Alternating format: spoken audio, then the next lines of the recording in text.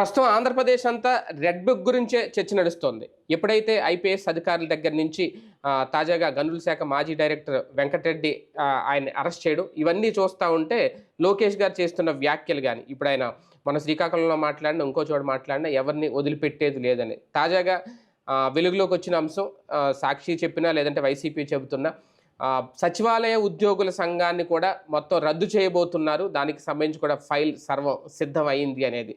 Only అధికారుల వరకే ఈ రెడ్ బుక్లో ఉన్నారా? రాజకీయ నాయకులు టార్గెట్ అవుతున్నారా? వైసీపీని కంప్లీట్గా భయపెట్టడంలో రెడ్ బుక్ ఫస్ట్ పేజ్ నుంచే సక్సెస్ అవుతున్నారా నారా లోకేష్? ఇదే అంశం మీద చర్చించే ప్రయత్నం చేద్దాం.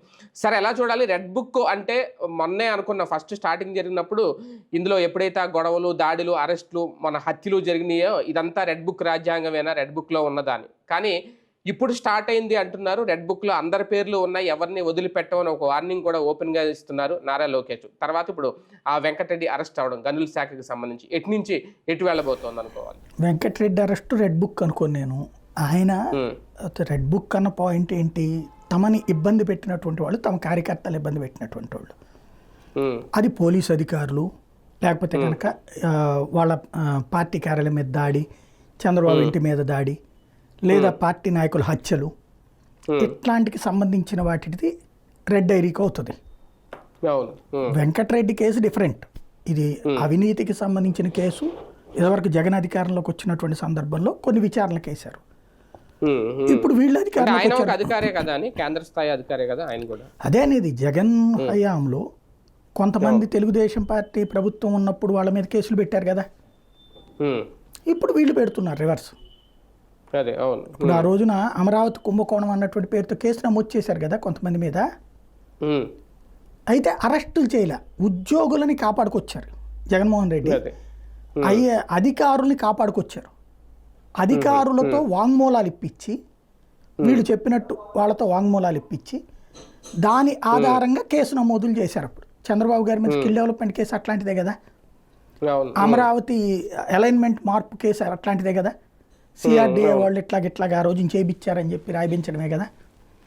కాబట్టి ఆనాడు ప్రభుత్వం ఒత్తిడి మేరకు ఎవరైతే రాసిచ్చారో దాని ఆధారంగా ఏం చేశారంటే అధికారుల జోలికి పోకుండా వాళ్ళకి వరకు సేఫ్టీ ఇస్తూ, అంటే వాళ్ళని కాపాడుతూ, వాళ్ళకి ప్రొటెక్షన్ ఇస్తూ ఇటు నాయకుల జోలికి వెళ్ళారు. అచ్చెన్నాయుడు మీద కేసు, లేకపోతే రవీంద్ర మీద కేసు, లేకపోతే చంద్రబాబు మీద కేసు, ఇట్లాంటివన్నీ అధికారులకు ప్రొటెక్షన్ ఇచ్చి నాయకుల మీదకి వెళ్ళాడు ఆయన. ఇప్పుడు నాయకుల మీదని వెయ్యాలంటే ముందు అధికారులను అరెస్ట్ చేయాలి. ఆ రోజున జగన్ చేసిన తప్పదే.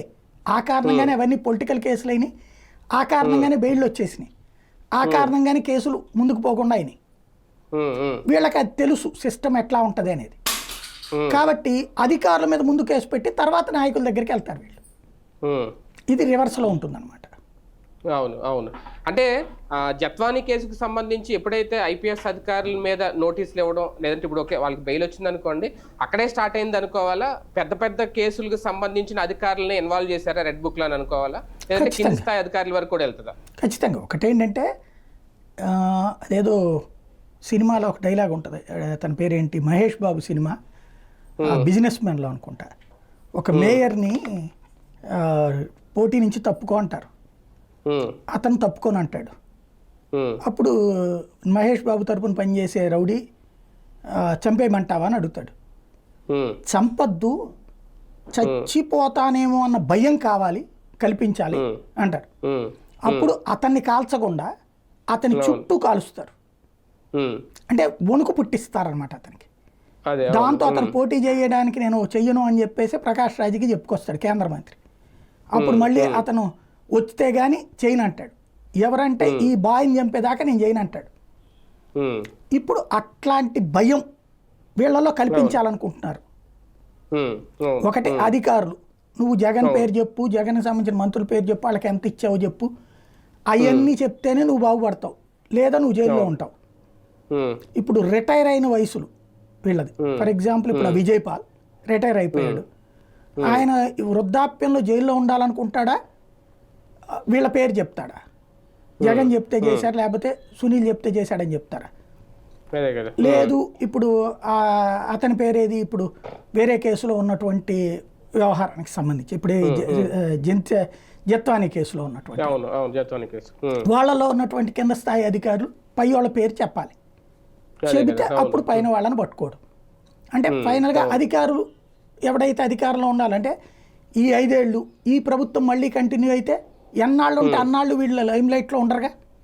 అవును సైడ్ పొజిషన్స్ లేదా కేసుల్లో కోర్టుల చుట్టూ తిరగాలి లేదా సస్పెన్షన్లో ఉండాలి. అది కదా అన్నాళ్ల పాటు ఉండందుకు గాను వీళ్ళందరూ కూడా రేపొద్దున ఇక వీళ్ళ కాళ్ళ దగ్గరికన్నా రావాలి. లేదా జగన్ పేరు చెప్పాళ్ళు జగన్ పేరు చెప్తే తప్పిస్తామని చెప్పాలి వీళ్ళు. అవును అవును ఆ కోణంలో నడుస్తుంది ప్రస్తుతం వ్యవహారం. ఒక రకంగా అధికారులు టార్గెట్లో ఉన్నారనుకోవాలండి. లేదంటే జగన్ మీద రేపు పొద్దున్న బలమైన కేసులు పెట్టాలి అంటే బలమైన ఆధారాల కోసం అధికారులు టార్గెట్ అవుతున్నారా? అంటే ఇప్పుడు అధికారుల మీద కేసు పెట్టకుండా పొలిటీషియన్ మీద కేసు పెడితే నడవదు. అవును దానికి సాక్ష్యం జగన్ మీద కేసులో 16 నెలలు జైల్లో ఉన్నాడు, చంద్రబాబు మీద కేసులో 53 రోజులే జైలైంది. ఎందుకని? అధికారులను ఎవరిని పట్టుకోకుండా వాళ్ళని పట్టుకుంటే ఎట్లాగా అన్నటువంటి ఆ 53 రోజులైనా ఎందుకుంది? అంతకుముందు ఉన్నటువంటి ఎవరైతే మిగతా కాంట్రాక్టర్లను అరెస్ట్ చేయడం వల్ల స్కిల్ డెవలప్మెంట్ కేసులో మిగతా వాళ్ళనన్నా అరెస్ట్ చేశారు కాబట్టి అందులో వచ్చింది.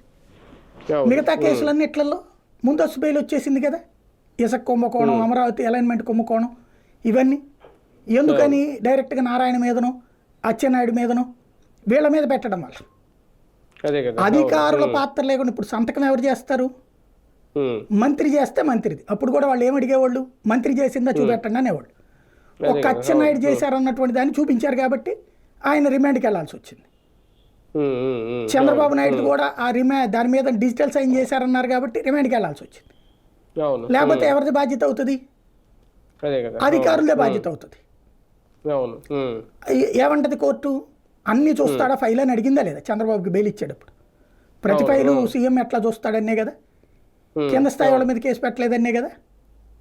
మరి ఇప్పుడు అప్పుడు జగన్ మీద ఎందుకు జైలుకి అన్ని రోజులు ఉండాల్సి వచ్చింది? అధికారుల చేత జగన్ ఆ పని చేయించాడని.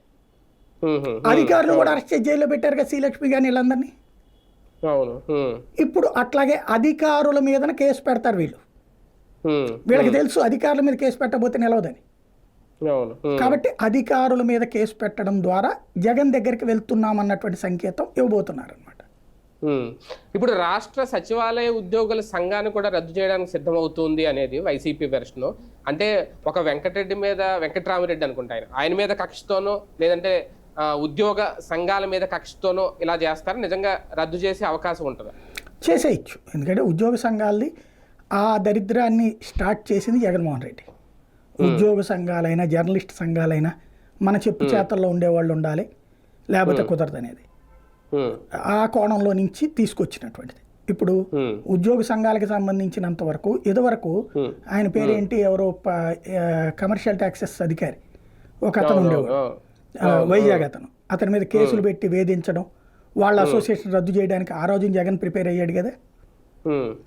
అట్లాగే అశోక్ బాబు వాళ్ళ తర్వాత వచ్చినటువంటి వాళ్ళని ఇబ్బంది పెట్టారు కదా. ప్రభుత్వ ఉద్యోగుల సంఘం వాళ్ళది, ప్రభుత్వ ఉద్యోగుల సంఘాన్ని ఇబ్బంది పెట్టారు కదా. ఉద్యోగులు ఏంటంటే ఇప్పుడు వైసీపీ ఉద్యోగులు, తెలుగుదేశం ఉద్యోగులు, నాడు ఇదివరకు ఏంటంటే కమ్యూనిస్టుల ఉద్యోగులు ఉండేవాళ్ళు. ఇప్పుడంతా కూడా తెలుగుదేశం ఉద్యోగులు వైసీపీ ఉద్యోగులు అయ్యారు. ఎవరు అధికారంలో ఉంటే ఆ పార్టీకి అనుకూలంగా ఉండే ఉద్యోగ సంఘాల నాయకులు ఎన్నుకుంటున్నారు వాళ్ళు. అది ఇప్పుడు జగన్కి నచ్చలేదు, ఇబ్బంది పెట్టాడు, తెలుగుదేశం వాళ్ళు ఉన్నాడు, తనకి వ్యతిరేకంగా ఉన్నాడు అన్నటువంటిది. ఇప్పుడు ఉద్యోగ సంఘాలకు సమస్య ఏమొస్తుందంటే కొన్ని పనులు చేయించుకోగలుగుతారు, ట్రాన్స్ఫర్లో సస్పెన్షన్లు ఎత్తేయించుకోవడము ఇట్లాంటివి చేయించుకోగలుగుతారు. కానీ ఉద్యోగులందరికీ వీళ్ళు చెప్పారని చెప్పి జీతాలు పెంచడము, బెనిఫిట్స్ ఇవ్వడము చెయ్యరు వీళ్ళు నాయకులు. పైగా సంఘాలు లేకపోతే ప్రశ్నించే అవకాశం కూడా ఉండదేమో కదండి. అలా ఉండకూడదండి. ఇప్పుడు ఉద్యోగ సంఘం ఉండాలి, వాడు మావాడై ఉండాలి. మేము చెప్పింది అద్భుతంగా జరుగుతుందని ఉద్యోగుల దగ్గరికి వెళ్ళి సోదేసేవాడు కావాలి. అదే సందర్భంలో ఉద్యోగుల తరపున ఉన్న డిమాండ్లని బతిన్లాడుకోవడం, సార్ ఇది ఒక్కటి చూడండి సార్ అని 10 పట్టుకొచ్చి వీళ్ళు ఆ 5 ఏళ్లలో ఇచ్చింది చూపెట్టి అబ్బా అని చెప్పి పాలాభిషేకాలు చేయాలి, పూలాభిషేకాలు చేయాలి. అంటే ఈ సంస్కృతి జగనే తీసుకొచ్చిన వీటి వల్ల 5 ఏళ్ళు జగన్ ఎలా ఇబ్బంది పడ్డారు, లేదంటే వాళ్ళు ఎలా ప్రశ్నించారు, వాళ్ళే చివరికి ధర్నాలు చేసినా దీక్షలు చేసినా ఏం చేసినా ఇప్పుడు ఆ పరిస్థితి రాకూడదని టీడీపీ ప్రభుత్వం అనుకుంటుందా, ఆ తలనొప్పుల నుంచి తప్పించుకోవాలని వేరే ఉద్దేశాలు? ఇప్పుడు అప్పుడు జగన్కి వ్యతిరేకంగా వచ్చిన ఉద్యమాలని తొక్కేశారు, కానీ వాళ్ళు గట్టిగానే వెళ్ళారు.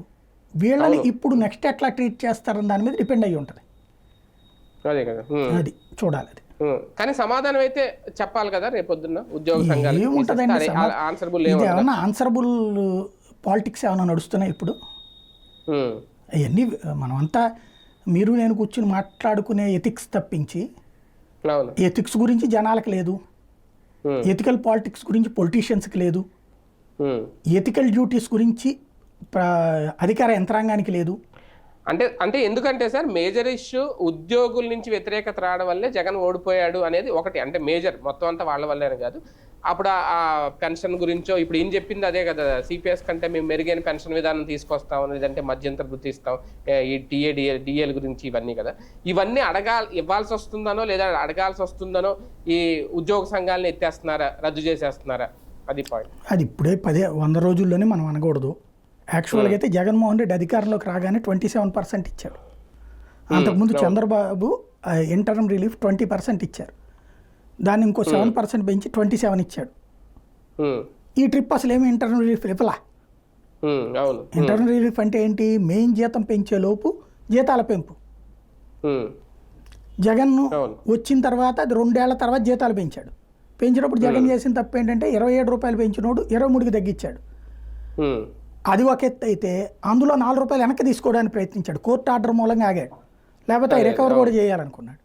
అలాంటి పిచ్చి పని ప్రపంచంలో ఎవడు చేయడు. నువ్వు 27 కాదు, వాళ్ళు 50 అడిగారు, 27 ఇచ్చాను కదవయ్యా, కావాలంటే ఇంకో 3 ఇస్తానను, లేదా 27తో సరిపుచ్చుకోండి అని చెప్పు. అలా కాకుండా 50 ఆశ పెట్టి వాళ్ళు ఆశపడ్డారు. నువ్వు వచ్చేటప్పటికి ఇక్కడ 20 దగ్గర 23 దగ్గర ఆపేటప్పటికి వచ్చింది నెగిటివ్. దాన్ని వెనక్కి తీసుకుంటాననేటప్పటికి వచ్చింది నెగిటివ్. అలాంటి తప్పుల వల్ల జగన్ ఇబ్బంది పడ్డాడు. ఈయన అట్లాంటి తప్పులు చేయరు, వెనక్కి తీసుకోవడం లాంటి అసలు ఇవ్వనేవారు. ఇంటర్నల్ రిలీఫ్ కాదు మెయిన్. ఇప్పుడు కొంతమంది ఉద్యోగులు ఏమంటారు, పాపం ఏమిస్తాడులేండి అని అంటున్నారు. దాన్నే జనంలోకి తీసుకెళ్లాలి వాళ్ళు, అది నాయకులు. ఏమిస్తాడులేండి, రాష్ట్రం పరిస్థితి, ఆర్థిక పరిస్థితి మాకు తెలుసు కదా అని. ఇంతకుముందు మరి అప్పుడు ఆర్థిక పరిస్థితి ఎట్లాగే ఉందని తెలిసి అప్పుల పాలయ్యి ఉన్నారని తెలిసి కూడా ఎట్లాగ మాకు జీతాలు ఎక్కువ ఇవ్వమని అడిగారు వాళ్ళు. అంటే ఇక్కడ రాజకీయ కోణంలోనే సంఘాలు నడుస్తాయి, ఉద్యోగ సంఘాలు. జగన్ కొత్త పార్టీ కాబట్టి తనకు అనుకూలంగా ఉన్న వాళ్ళు అతి పరిమితం, అది ముఖ్యం ఇక్కడ. లోకేష్ మార్క్ ఈసారి పాలనలో బలంగా కనిపిస్తుందా సార్? ఒక రెడ్ బుక్ అంశమైనా, ఆయన మాట్లాడుతున్న విధానమైనా, అధికారులు భయపెట్టే విషయంలో మొత్తం లోకేషే ఒక పెద్ద స్కెచ్ చేసుకునే వచ్చారు ఈసారి అన్నట్టుగా ఆ మార్క్ చూపించుకుంటున్నారు ఆయన. లోకేష్ నిర్మాణాత్మకంగానే వెళ్తున్నాడు నేను అబ్జర్వ్ చేస్తున్నంత వరకు. ఎక్కడ అతిగా మాట్లాడట్లా, అహంకారంతో మాట్లాడట్లా. రెడ్ బుక్ గురించి రెచ్చగొట్టినా రెచ్చిపోవట్లేదు, చట్టం తన పని తను చేసుకుపోతుందని చెప్తున్నాడు. వార్నింగ్లు ఇస్తున్నారు కదా సార్. అది వార్నింగ్ ఏమవుతుంది దాంట్లో? ఇప్పుడు నీ అంతు చూస్తానంటే వార్నింగ్, అది చట్ట ప్రకారం అంటున్నాడు కదా. చట్ట ప్రకారం తప్పెందుకు అవుతుంది? వాడిని లేపేస్తా ఈయన లేపేస్తానంటే దుర్మార్గం అది. చట్ట ప్రకారం తప్పు చేసిన అంటే చట్టానికి విరుద్ధంగా పనిచేసినటువంటి యంత్రాంగాన్ని చట్ట ప్రకారం శిక్షిస్తాననక ఏమనాలి? అతను అంటుంది కరెక్టే అందులో. అలాగే ఇప్పుడు చేస్తున్నది కూడా వీళ్ళ మీద వేరే తప్పుడు కేసులు కాదు కదా, వాళ్ళు చేసిన పనిలో లోపాల కేసులే కదా. ఆ విషయంలో అతను బాధ్యతగానే ఉన్నాడు. ఆ రెండింటి విషయంలో అయితే లొకేషన్ తప్పట్టాల్సిందైతే ఏం లేదు. Okay, right, thank you sir. మొత్తానికి ప్రస్తుతం నారా లోకేష్ గారు మార్క్ అనుకోవాలో, లేదంటే రెడ్ బుక్ పేజీలు 1 by 1 ఓపెన్ అవుతున్నాయి అనుకోవాలో? ఇప్పుడు ఆంధ్రప్రదేశ్ అంతా ఇదే చర్చ. అధికారుల్లో కూడా భయం మొదలైందా? రేపొద్దున అధికారుల అరెస్ట్ తర్వాత నిజాలు బయటకు వచ్చి అది జగన్మోహన్ రెడ్డి వరకు వెళ్తుందా? అల్టిమేట్ టార్గెట్ గోల్ ఆయనేనా? చూద్దాం జరగదు.